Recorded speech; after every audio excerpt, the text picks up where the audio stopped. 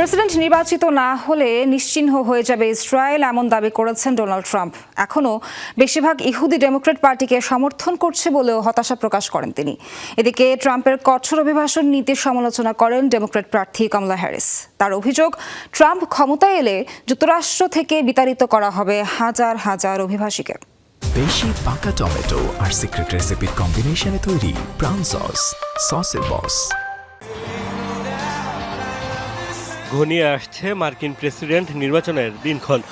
প্রচারণায় ব্যস্ত সময় পার করছেন দুই হেভিওয়েট প্রার্থী ডোনাল্ড ট্রাম্প ও কমালা হ্যারিস। নিজেদের কর্মপরিকল্পনা তুলে ধরার পাশাপাশি সমালোচনায় বিদ্ধ করছেন প্রতিপক্ষকে। এবার নির্বাচনের প্রচারণায় ইহুদিদের মন জয়ের জোর চেষ্টা রিপাবলিকান প্রার্থী ডোনাল্ড ট্রাম্পের।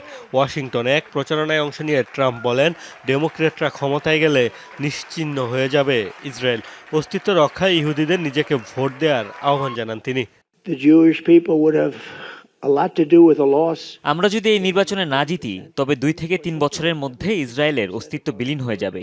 ইসরায়েল নিশ্চিহ্ন হয়ে যাবে। আমি জিতলেই ইসরায়েল নিরাপদ থাকবে। বিশ্ব ও আমেরিকা জুড়ে ইহুদি বিদ্বেষ ছড়ানো বন্ধ হবে। ইসরায়েল নির্মূল হোক, এটি না চাইলে আমাকে ভোট দিন।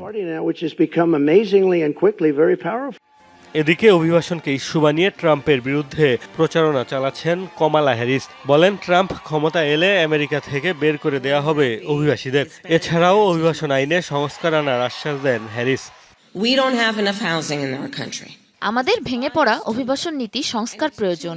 একই সাথে মানুষের নাগরিকত্ব পাওয়ার পথ তৈরি করতে হবে, আবার সীমান্তও নিরাপদ রাখতে হবে। দুটো আমাদের নিশ্চিত করতে হবে। ডোনাল্ড ট্রাম্প এবং তার চরমপন্থী মিত্ররা আমাদের পিছিয়ে নেওয়ার চেষ্টা চালিয়ে যাবে। তারা হাজার হাজার মানুষকে বিতাড়িত করার প্রতিশ্রুতি দিয়েছে।